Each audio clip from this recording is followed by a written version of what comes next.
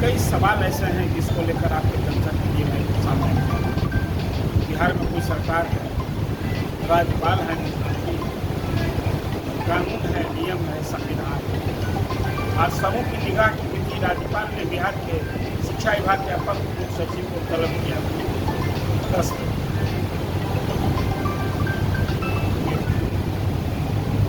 के पाठक को जाना था। राज्यपाल अपने कक्ष में आकर बैठे रहे, आधा घंटा इंतजार किया, के पाठक नहीं गए। क्या हो रहा है? राज्यपाल नाराज हैं और के पाठक गुस्से में। ये उस गुस्से का परिणाम है जिसके कारण के पाठक राज्यपाल के बुलाए पर गए। अब क्या होगा? क्या के पाठक के खिलाफ कार्रवाई होगी?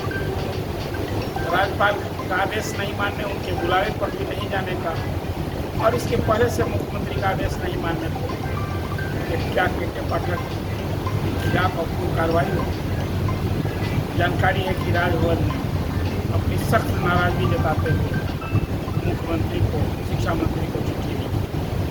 इसके कवाल आपको याद होगा, 5 अप्रैल को राज्यपाल ने कुलाधिपति के नाते बैठक बुलाई थी। कुलपतियों की उसमें अपर मुख्य सचिव और विभाग के अधिकारियों को बुलाया, उसमें के पाठक नहीं गए। और जवाब में के पाठक ने बड़ा ही सख्त लेटर लिखा राज्यपाल को, नियम का पाठ पढ़ाया। अब का राज्यपाल होते कौन है शिक्षा विभाग के काम में हस्तक्षेप करने वाले? राज्यपाल विश्वविद्यालय अधिनियम के तहत एक अधिकारी, अब क्या एक अधिकारी को विभाग को निर्देशित कर सकता है? ये कहते हुए यह भी ताकीद की कि राज्यपाल शिक्षा विभाग के काम में हस्तक्षेप नहीं। आप सभी जानते हैं राज्यपाल एक संवैधानिक पद और कुलाधिपति के नाते जो राज्यपाल एक्ट करते हैं वो एक विश्वविद्यालय अधिनियम के तहत कुलाधिपति का पद बना है।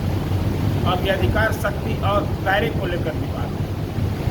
सरकार कौन है? राजभवन की फजीहत हो रही है।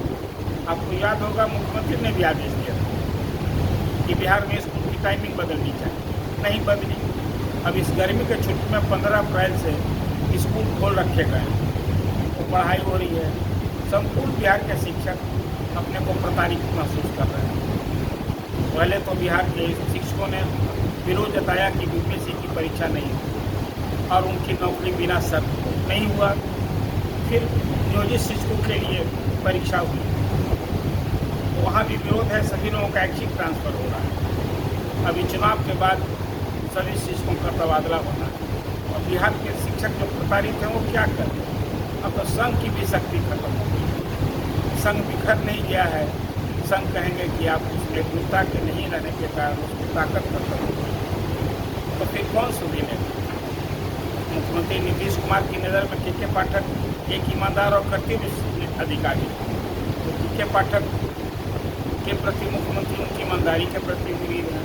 उनका आदेश नहीं माना तो कोई बात नहीं, क्योंकि राज्यपाल के पद की भी मर्यादा नहीं रह जाए और वो भी एक अपर मुख्य सचिव जैसा अधिकारी इस तरह का बर्ताव और सलूक करे तो क्या कहा जा सकता है? मैं मानता हूँ कि अब राज्यपाल की नाराजगी और के पाठक के गुस्सा का अंत होना है।